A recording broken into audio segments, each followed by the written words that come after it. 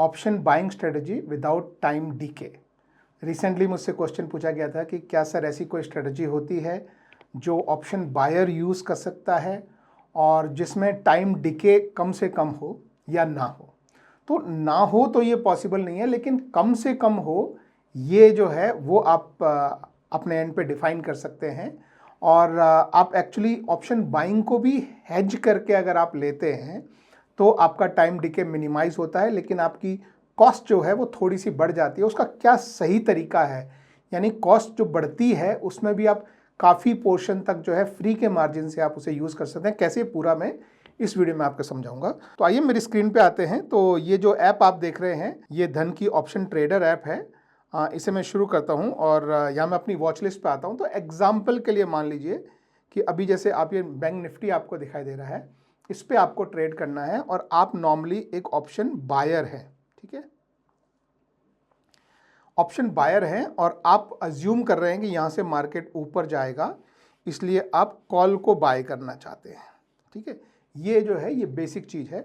अब इसमें होता क्या है कि अगर आपने इस स्ट्रेटजी को कुछ घंटे या कुछ दिन तक अगर होल्ड किया तो टाइम वैल्यू के हिसाब से अगर मार्केट थोड़ा ऊपर भी गया, बहुत ज़्यादा नहीं गया, थोड़ा ऊपर भी गया, तो भी आपका जो ऑप्शन जो आपने बाय किया है या तो वहाँ का वहीं होगा या हो सकता है थोड़ा सा वैल्यू लूज भी कर दे, और वो होता है टाइम डीके की वजह से, ठीक है।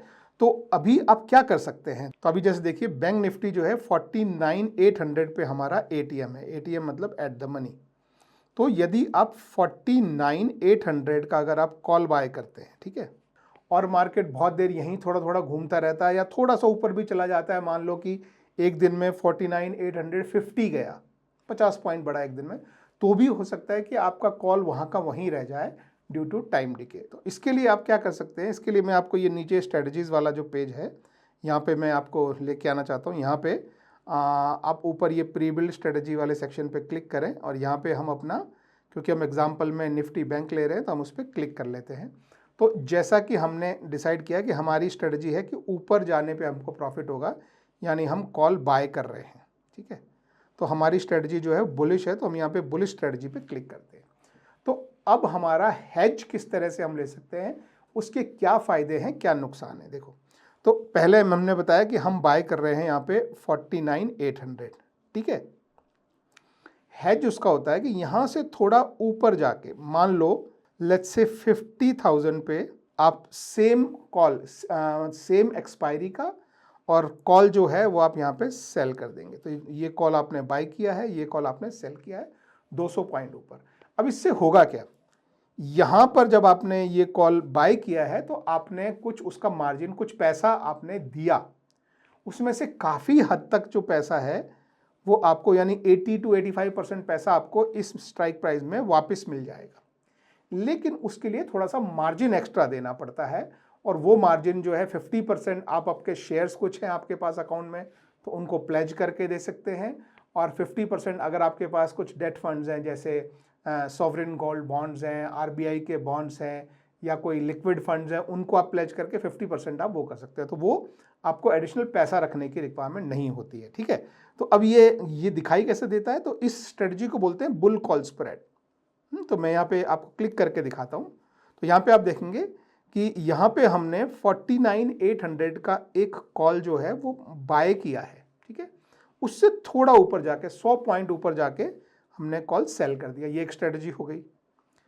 49,800 पे कॉल बाय किया, 200 ऊपर जाके सेल कर दिया। ये सेकंड स्ट्रेटजी हो गई। थर्ड स्ट्रेटजी 49,800 पे बाय किया, 5100 पे 300 पॉइंट ऊपर जाके सेल कर दिया। तो ऐसे आप वो दोनों के बीच में जो गैप है, जितना आप रखना चाहें उतना आप रख सकते हैं। देखिए यहाँ पे 100 का गैप है, यहाँ पे 200 का गैप है, यहाँ पे 300 का गैप है, यहाँ पे 400 का गैप है। इससे फ़र्क क्या पड़ता है, जैसे मैं क्लिक करूँ तो आपका जो मैक्स प्रॉफिट और मैक्स लॉस जो है वो डिफाइन हो जाता है। तो यहाँ पे आप देख सकते हैं कि दोनों कम हैं, ये 1266, 1734। इस पे आप जाएंगे तो ये अमाउंट थोड़े से आपको दोनों जो है बड़े दिखेंगे। फिर इसके आप आगे जाएंगे, थर्ड वाले पे क्लिक करेंगे तो ये गैप आपके लिए और बढ़ गया है। फोर्थ वाले पे क्लिक करेंगे तो ये गैप आपके लिए और बढ़ गया है, ठीक है। तो जितना आप रिस्क लेना चाहते हैं आपका उतना ही प्रॉफिट बढ़ता है, लेकिन रिस्क की वजह से अगर ट्रेड आपके खिलाफ चला गया, क्योंकि आप अज्यूम कर रहे हैं कि मार्केट ऊपर जाएगा, अगर मार्केट ऊपर जाएगा तो आपको प्रॉफिट आएगा, लेकिन मार्केट अगर उल्टा चला गया तो आपको कितना लॉस हो सकता है वो यहाँ पे आपको दिखाई देता है। इसको डिटेल में देखना हो तो ये सी इन बिल्डर जो है ये आप इस पर क्लिक कर सकते हैं, ठीक है। इसमें आप ये पे ऑफ चार्ट पे अगर आप यहाँ आएंगे तो आप देखेंगे कि आपका अगर प्रॉफिट हुआ तो कितना हो रहा है और आपका लॉस हुआ तो कितना हो रहा है।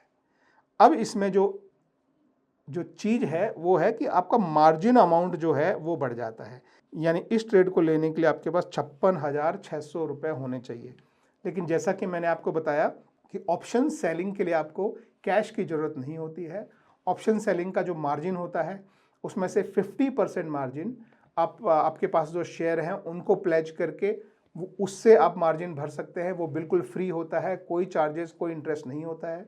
बाकी 50% चाहें तो आप कैश रखें या कैश इक्विवेलेंट मार्जिन होता है, जैसे मैंने समझाया।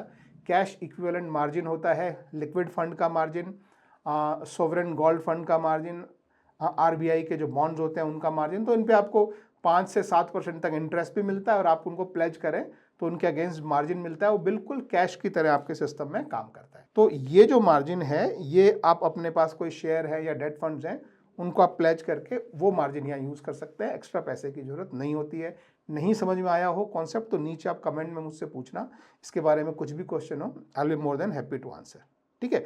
तो ये एक सिर्फ बात ये होती है कि आपका अमाउंट मार्जिन जो है वो बढ़ जाता है, लेकिन आपके रिस्क प्रोफाइल जो है वो डिफाइन हो जाता है कि ऊपर जाएगा तो इतना प्रॉफिट और नीचे गया तो इतना लॉस। तो इसमें बेनिफिट क्या है देखो, अभी जो हमारा जो मेन जो टॉपिक था कि अगर हम इस तरह का ट्रेड लेते हैं तो टाइम डिके का जो कॉन्सेप्ट है, अगर आपने सिर्फ ये बाय किया होता 49,800 का कॉल और मान लीजिए आपने इसे 2 दिन तक होल्ड किया होता तो आपको टाइम डिके की वजह से धीरे धीरे जो है वो आपको लॉस आया होता अगर मार्केट आपकी डायरेक्शन में तेजी से नहीं मूव हुआ होता। अब हम यहाँ क्या कर रहे हैं कि हम एक ऑप्शन को सेल भी कर दे रहे हैं, तो जितना इसमें टाइम डिके होगा ड्यू टू थीटा उसका लगभग 80-85% टाइम डिके इसमें भी होगा। लेकिन ये टाइम डिके आपके खिलाफ जा रहा है और ये टाइम डिके आपके लिए बेनिफिशियल जा रहा है, क्योंकि सेलर को टाइम डिके का फ़ायदा मिलता है, बायर को टाइम डिके का फ़ायदा नहीं मिलता है। तो जितना आप टाइम डिके यहाँ पे लूज़ कर रहे हैं उसका लगभग 80% टाइम डिके आपको इसमें मिल जाएगा। तो मान लीजिए अगर मार्केट वहीं घूमता रहा तो इसमें आपको लॉस दिखाई देगा, लेकिन इसमें आपको प्रॉफिट दिखाई दे जाएगा। तो बहुत हद तक आप इस तरीके से आपकी बाइंग को भी अगर आप हेज करते हैं एक सेल करके, जिसके लिए आपको मार्जिन और कैश इक्विवेलेंट मार्जिन आप यूज़ कर सकते हैं, एक्स्ट्रा कैश की ज़रूरत नहीं होती है, तो आपका जो टाइम वैल्यू की वजह से लॉस होता है उस लॉस को आप 80% तक आप वहाँ का वहीं रिकवर कर सकते हैं उसी ट्रेड के अंदर। आई होप समझ में आया हो। कुछ भी क्वेश्चन हो इस बारे में आप नीचे कमेंट करके मेरे से पूछना, I will be more than happy to answer. That is it, thank you very much, have a good day, bye bye.